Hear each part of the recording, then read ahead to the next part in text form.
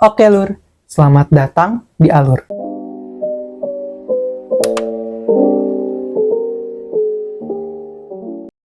Di video kali ini, gue nggak akan meresensi buku, melainkan akan memperkenalkan buku-buku yang gue dapetin selama bulan Juli kemarin. Di sini sudah ada 8 buku, jadi tanpa berlama-lama, mari kita langsung ke buku yang pertama. Oke, ini dia penampakan buku yang pertama, yaitu Badan Intelijen Sekolah karya Intans yang diterbitkan oleh Butterflies Book. Alasan gue beli ini, jujur bukan karena gue baca aunya, jangankan baca, tahu aunya aja enggak. Jadi, gue beli ini lebih ke penasaran dengan bonusnya. Emang bonusnya apa aja sih? Tapi, sebelum bahas bonusnya, gue bakal ngasih tahu sinopsis belakang bukunya. Jadi, novel ini bercerita tentang organisasi yang bernama Badan Intelijen Sekolah, dibentuk oleh sekelompok siswa dengan tujuan untuk menyelidiki kasus kriminal yang terjadi di lingkungan sekolah. Saat ini, mereka beranggotakan 8 orang, yang mana mereka harus berhadapan dengan sebuah kasus pembunuhan berantai. Kemudian, di setiap kematian para korbannya ditandai dengan bunga matahari. Selagi mendalami kasus ini, selain mendapatkan banyak masalah, mereka juga menemukan rahasia kelam sekolah, yang mana hal ini membuat nyawa mereka terancam. Jadi, itu adalah sinopsis belakang bukunya. Gimana? Apa kalian penasaran? Oke, seperti yang udah gue bilang tadi, sekarang gue bakal bahas bonusnya. Yang pertama, selain dapat bukunya, gue juga dapat book slab dan tentu saja ada tanda tangan di dalam bukunya. Kedua, gue dapat stiker ke-9 karakter novel Beast. Dan ini adalah bonus yang ketiga, sekaligus bonus yang menjadi alasan gue beli novel ini, yaitu dokumen rahasia. Dokumen rahasia ini berisi tentang soal-soal atau tes, terus ini juga terdapat amplop yang kayaknya isinya adalah kunci jawaban atas soal atau tes tersebut. Ini adalah penampakan buku yang pertama yang gue dapetin di bulan Juli. Next. Selanjutnya adalah novel yang berjudul Rumah Lebah karya Rui Meita yang diterbitkan oleh Buana Sastra. Setelah gue baca novel Alias, gue memutuskan untuk membaca karya lain dari Rui Meita. Salah satunya Rumah Lebah ini. Di Alias, gue merasakan ketegangan yang cukup menyenangkan. Jadi, apakah di Rumah Lebah ini gue akan merasakan hal yang sama atau malah jauh lebih menyenangkan dari apa yang gue dapatkan di Alias? Novel ini bercerita tentang gadis kecil yang berusia 6 tahun bernama Mala. Dia ini terobsesi dengan ensiklopedia. Mala juga tertarik dengan beruang. Di rumah, Mala tinggal bersama orang tuanya. Tetapi, Mala selalu membicarakan 6 orang asing yang hidup bersama di dalam rumahnya. Mala selalu takut sama Satira, bersahabat dekat dengan Willis, berbicara dengan Tante Ana yang suka berdandan, belajar bahasa Spanyol dengan Abuela, dan si kembar yang hanya bisa mendengar, melihat, dan mencatat. Lantas, siapa sebenarnya mereka? Rahasia apakah yang dimiliki oleh mereka? Kalau dari sinopsis belakang bukunya, kayaknya Mala ini memiliki kemampuan melihat sesuatu yang tidak bisa dilihat oleh orang lain, atau indigo. Dan kita sebagai pembaca harus mencari tahu apa rahasia ke-6 orang asing ini. Nanti kita cari tahu apa rahasianya. Next. Selanjutnya adalah novel The Atala karya Lira Emon yang diterbitkan oleh Fantasius. Ini adalah novel fantasi. Selain bisa ditebak melalui nama penerbitnya, kita juga bisa lihat dari cover cantiknya. Di sini ada 3 karakter yang menghadap ke sebuah pintu atau portal yang kalau dilihat dari ilustrasinya ada gedung dan seperti kendaraan terbang. Dan yang terngiang pertama kali di otak gue pas baca judul dan lihat covernya adalah Atlantis. Dan itu juga yang menjadi alasan gue beli ini. The Atala menceritakan tentang Serairis Agartha, siswi SMA Megalita, tanpa sengaja mengungkap sejarah Nusantara yang disembunyikan elit global dan menimbulkan konflik besar di media sosial. Dari sana muncullah pro kontra yang membawa Agartha bertemu dengan Juan Kanigara, seorang siswa cerdas di SMA Megalita lulusan tahun 2017 yang menjadi kunci terungkap terungkapnya sejarah. Dari sini, mereka melakukan perjalanan ke masa lalu, tepatnya 12.000 tahun lalu, untuk menyelidiki peradaban The Kingdom of Atala, sebuah peradaban maju dan teknologi canggih. Nah, karena gue ikut PO, jadi gue dapat beberapa bonus, yaitu yang pertama adalah photocard yang merupakan karakter utamanya, yaitu Seraeris Agartha. Selain itu, gue juga dapat poster yang mana ilustrasi poster bagian atas mirip dengan ilustrasi cover. Terus, yang di bawah ilustrasi peta. Oke, ini adalah penampakan buku yang ketiga yang gue dapetin di bulan Juli kemarin. Selanjutnya, ada 7 Sayap Pendosa karya Jinara yang diterbitkan oleh Akad. Siapa sih yang enggak kenal dengan salah satu AU populer yang satu ini? Tadinya gue mau ikutan FOMO, tapi kayaknya telat sih. Apalagi penerbitnya udah lakuin pot cover dan spoiler bonus untuk season terbaru dari novel 7 Sayap Pendosa. Tapi gak apa-apa sih.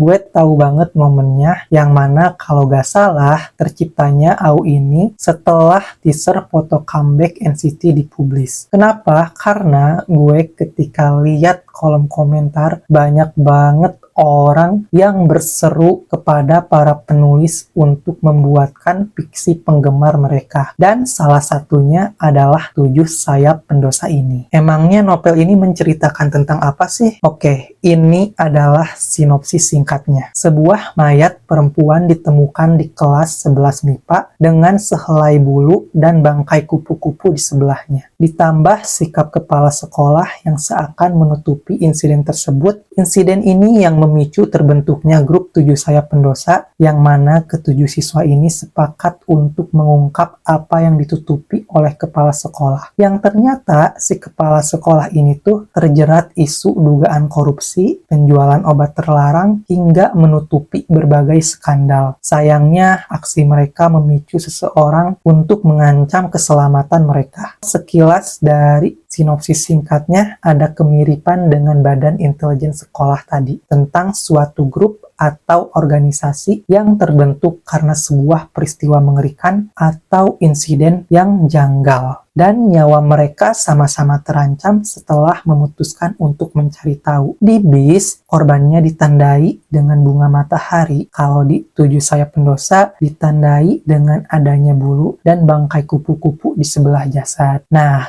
karena gue ikut PO yang ramean kemarin, jadi selain novel sama buku jaket, gue juga dapat gantungan kunci sama polaroid karakter 7 Sayap Pendosa yang ilustrasinya cakep banget. Oke, jadi itu adalah penampakan dari novel 7 Sayap Pendosa karya Jinara.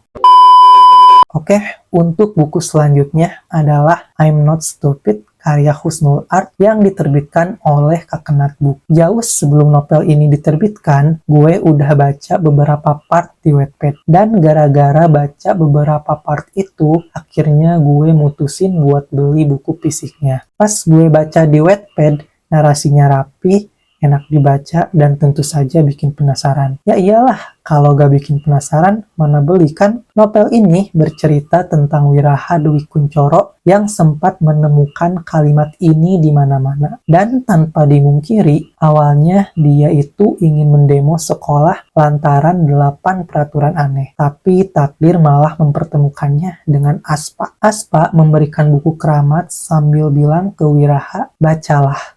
Maka kamu akan tahu, kamu akan mengerti, dan kamu akan bergerak.